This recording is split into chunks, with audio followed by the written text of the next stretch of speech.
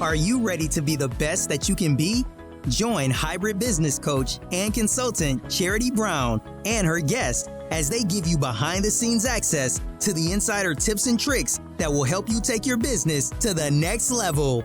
Charity has an extraordinary approach to boosting businesses to break out of their modes, influence their industries, and become leaders of their packs.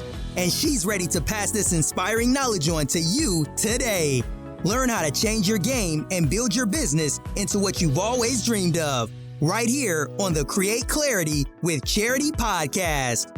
Hello, and welcome to Create Clarity with Charity. Today, I have an amazing guest, Curtis Van Driesche with Mind Boss LLC. He's a coach and mentor and has an amazing framework that can help you transform your life. Hi, Curtis. Hi, Charity. Happy to be here. How are you doing today? I am happy that you are here and that we are finally getting on this podcast and that you're going to help share a wealth of your information with our audience. Absolutely. So we want to know about you and your story, how you became a mentor, coach, and published in CBS, ABC, NBC for your awesome mentorship programs.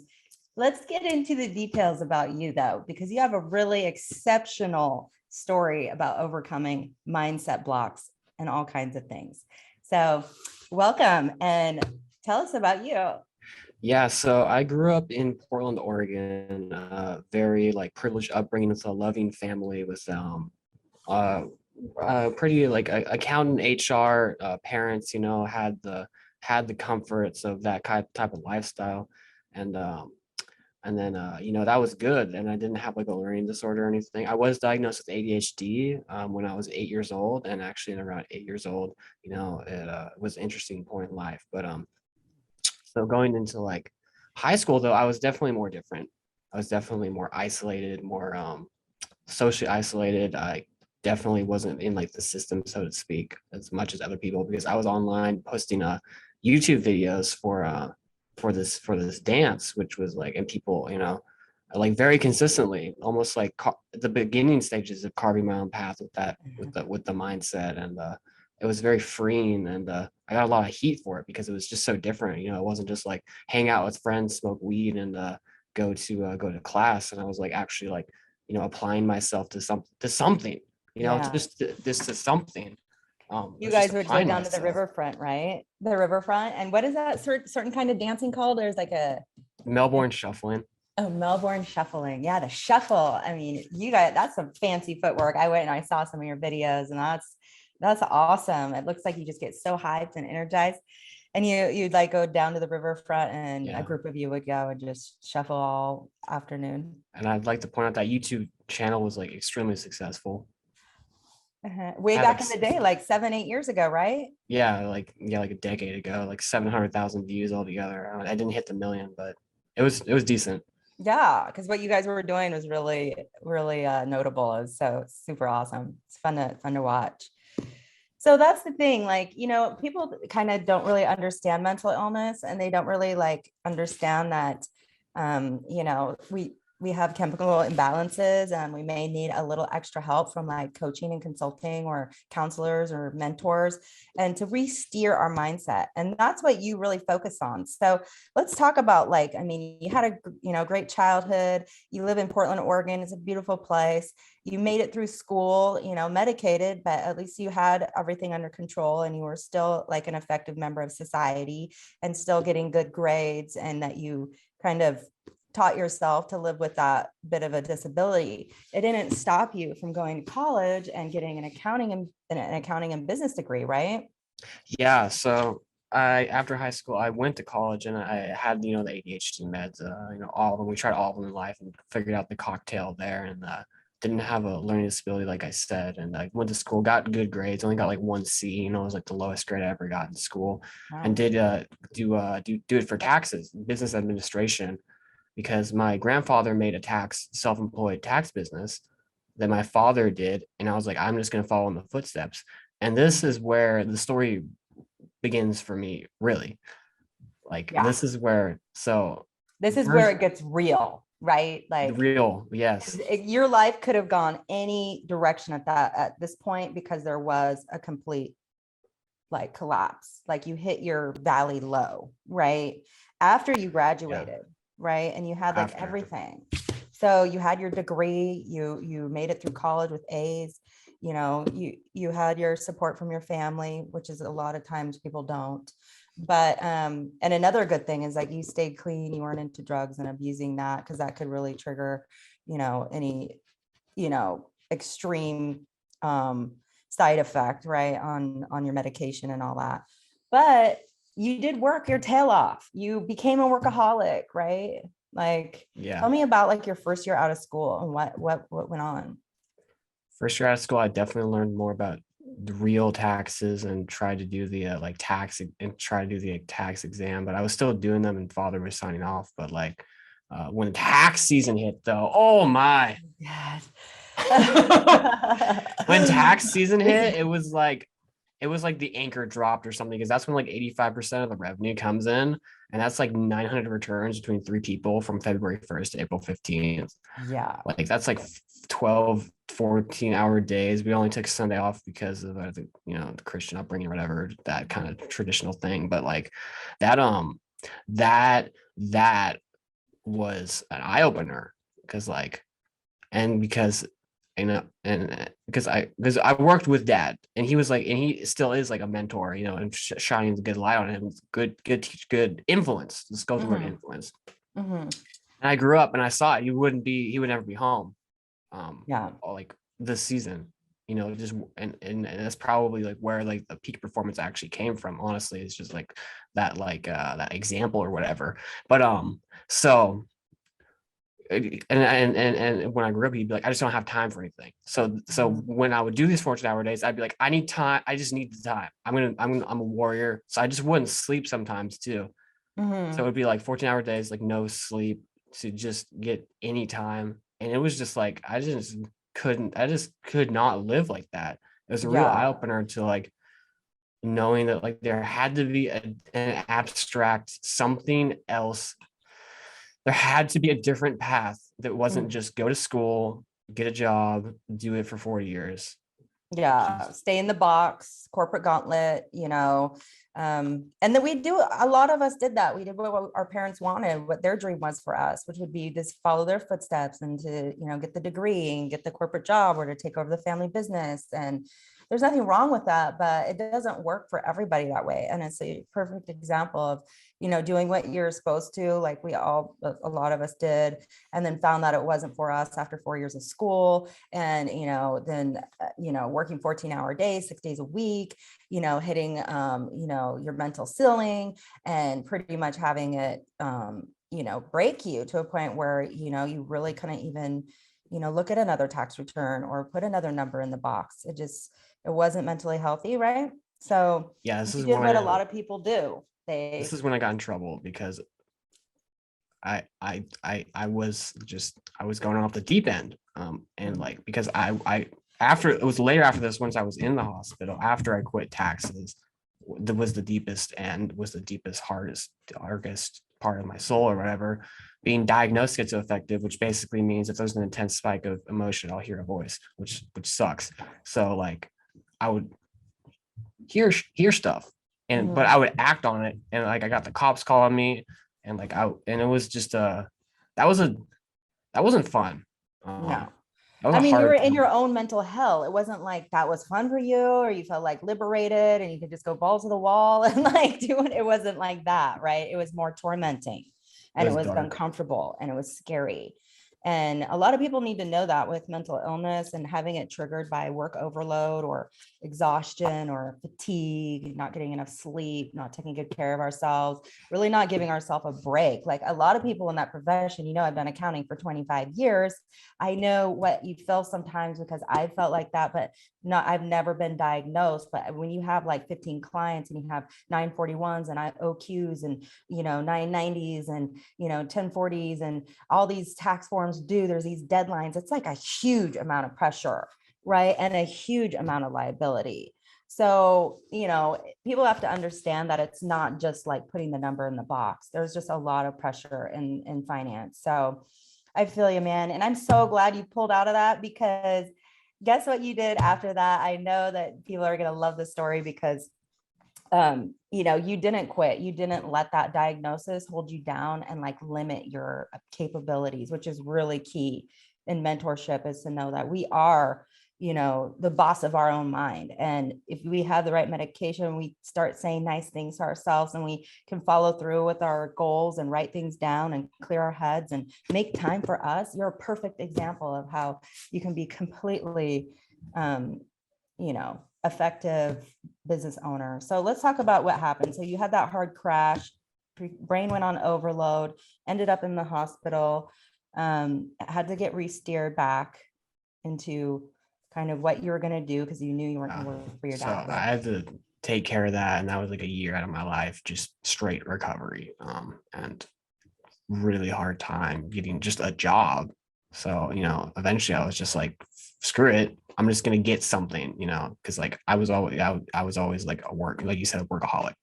So I got a corporate job at Amazon, which used to get on my feet, which was fantastic for a moment there. Actually, I was really grateful to just have work, because like of when the mental illness is there, it's genuinely hard to get work, even with the help of like voc rehab coaches, ISA, still extremely difficult to land something. So like we're at that point in my life now where I'm just honestly building up the capital or whatever, just getting on my feet, getting healthy, getting building healthy. yourself back up to establish a routine and get out there and be productive. But like I never quit though. That's the thing. Like inside, like I never stopped like the vision of freedom from a 9 to 5. Like honestly, like I was always there. I literally never wanted that normal life inside. Was the talking to myself. So we're there, and then my first business, when I was in taxes, I did it simultaneously while I was in the off season or whatever, was personal training. It was coaching. Like I always wanted to help other people, help other people, to give to other people, to see the results of other people. That was actually my first business. Dove pretty deep into that for like 3 or 4 months. Didn't know what I was doing, trying to do digital marketing, but invested in mentorship and saw the value in a coach, in a guide, in an expert, in a someone who has walked down the path, who has done it, who has the experience. So after all that mess and getting into Amazon, then building up my sales, I was like prioritize my priorities were myself and my success. I was really more worried about myself than anybody else, honestly, which is kind of counterintuitive to what just people think, honestly, from my experience. So like I was building up the copywriting skill. I was building up the sales skill. I was building up the social media skill. I was never stopping. It was like spreading myself too far out all over the place or whatever, but I never stopped developing. And you're growing your gauntlet of tools, right? You're building your tools, your toolbox, essentially. You're self-educating. You're finding what you really like to do, what you were passionate about, that you could, and that was fueling you, right? The Dan Locke programs, the MLMs. I mean, you put your feet in a lot of things before I saw you show up on one of my Q&A calls. And you were like one of my best students ever. So it's kind of like, I could see the fire and the drive and the commitment. Like you weren't going to give up. And that's what it really takes. And I think a lot of the audience out here need to hear that a lot more, that like to do what you did, to check out of the box and do things differently. And, even though you tried to like follow in the footsteps and do what was, kind of asked of you through your family and society, where they just kind of assume you're going to do that. But you went out and journeyed to find your own path. So let's talk about that. When you finally got that drive, that passion, where you felt like you were completely dialed into your next phase in your life and you found your passion. Let's talk about that. Yeah. So I was in your program 100%, grateful to be in there, because I knew other people, like really knew, like very closely, people in there.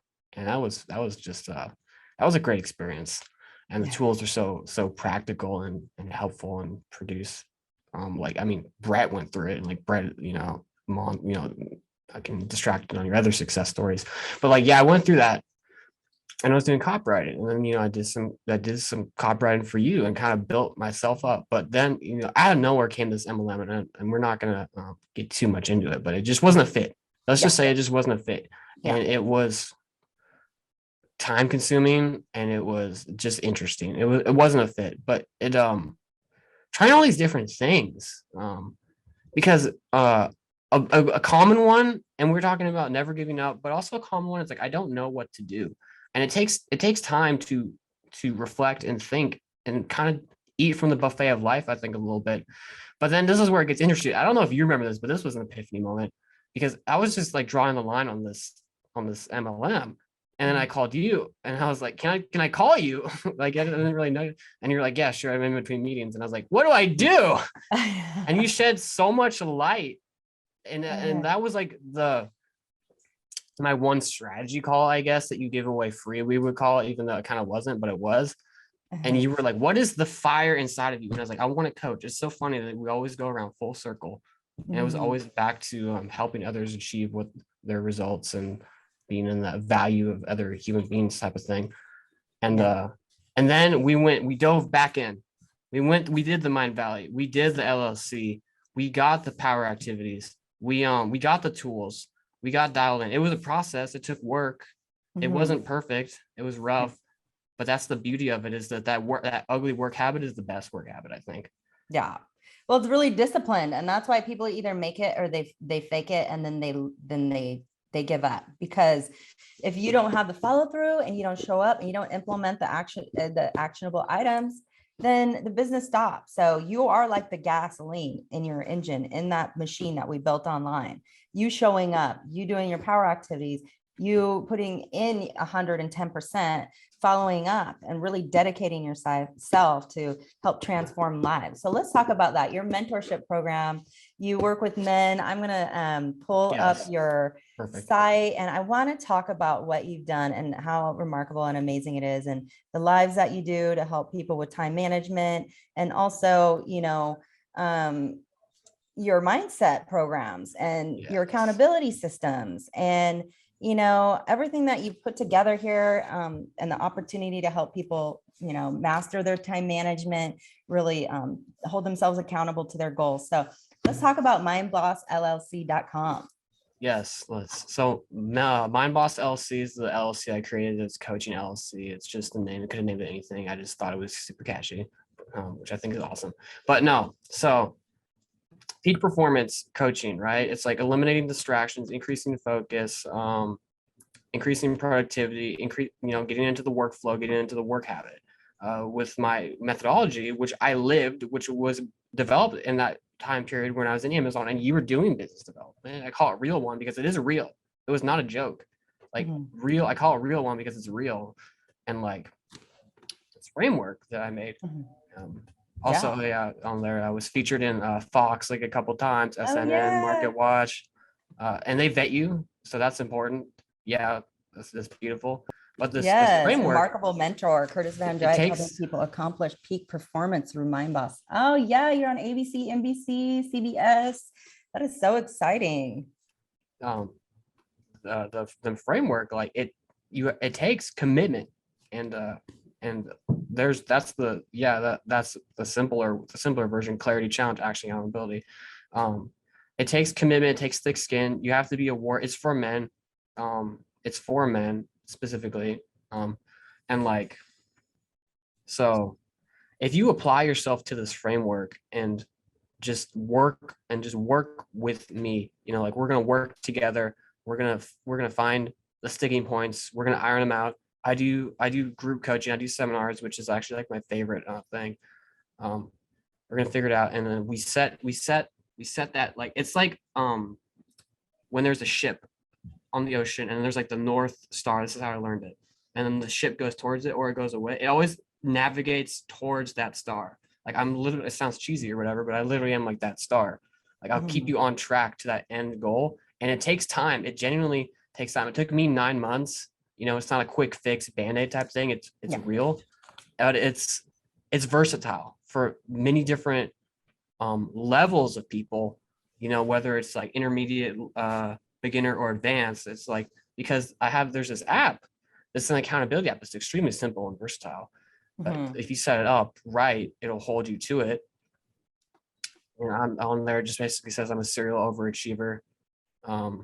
Yeah, you are. You're so dedicated to what you do. And that's what I always, I really honor that in you. I really think that, you putting all of the frameworks that you've learned how to kind of master your own mind and beat the odds and, Yes. bring your passion to the forefront and being honest about your story and sharing it. I mean, it's so honorable, Curtis. I know, we all don't spend enough time, studying mental illness and the effect that it has on people. And a lot of people are suffering with it, but people aren't understanding. So, I see you're just like a normal dude though, because you're so dialed in. You take such good care of your mental, emotional health. You're athletic. You really do a lot of things that help you stay sharp. So let's talk about that as inspiration. What can you tell people that now that you didn't know when you first started your business, and how to stay in that like higher frame of mind? Like, how do you stay that focus, that laser focus and dialed in? What kind of things do you do? Literally, when there's uncomfort zone, run into the uncomfort and win, and don't run away from it. Biggest tip. And it's hard. Like, honestly, like every day I tell myself, run into the gunfire and win. Like, I'm being dead serious. Yeah, no, it's like war out there. Like we have our war map in my program, because it is entrepreneurship. Sometimes feels like you are the only one on your team at times. So you have to take it all on. So you're wearing all the hats, right? So you have to be your best marketer, be your best communicator, be your best lead generator, be your best marketing advisor, be your best accountant, be your best, you're having to wear like 15 hats. And that's why I love the coin chief everything officers, CEOs, because that's what this new age of business is. It's like people taking their control back and their power and building their dream business. And they know how to do all the complicated, intricate parts that used to take 5 professionals. So not only that, so your business is a little different. It's not like done for you service or like providing a service for like, it is a service, coaching is, but it's a little more custom tailored. So let's talk about like, the lives that you do. Because let's see, because you've been going live on Saturdays, right? And Mondays. Yes. Every week. And what kind of information are you giving away on your lives? So the information I do in the lives is like, the value levels of like a funnel, kind of, not really a funnel, but it's the free stuff. It's like the, it's to give value, and it's the free framework when I go live. And it is to talk about the framework that's the higher end apprenticeship, one-on-one coaching seminars. It's to lead into that, but it's also to give as much value as possible, almost like a buffet, like all you can eat, and to give some insight. And also, I am a coach. I will not teach stuff that doesn't work. Like, I'll just like, it'll take a second, and you have to hold the space. But the lives they're almost like just like a class, me teaching. What do I teach though? I taught about work-life balance. I talked about what are some other ones I talked about? Oh, I just did a rant on New Year's when I just talked about straight success principles. Yeah. And those are the key frameworks, right? And the why. I talked about the why, but that one wasn't. That was a seminar, so only like a piece of that was out there. So that's about that. Yeah. So it's exciting, Curtis. I love it. I love what you're doing.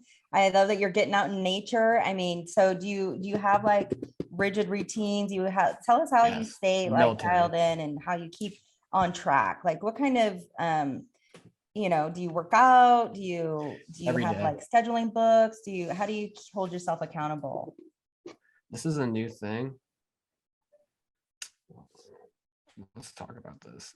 I'm not gonna. So this is an accountability app that I've used for like 8 days. Oh, an accountability app. Cool. It's fairly inexpensive. It's like $30 a year. Wow. It's like driving a car. This is like the car. If you don't have the driver's license, it's useless. So if you can't get a piece of paper, put your schedule out like by yourself, this is useless. But if you can do that, this is an incredible tool because it's very versatile. Awesome. So Cool. So accountability apps and being very, very strategic on your planning.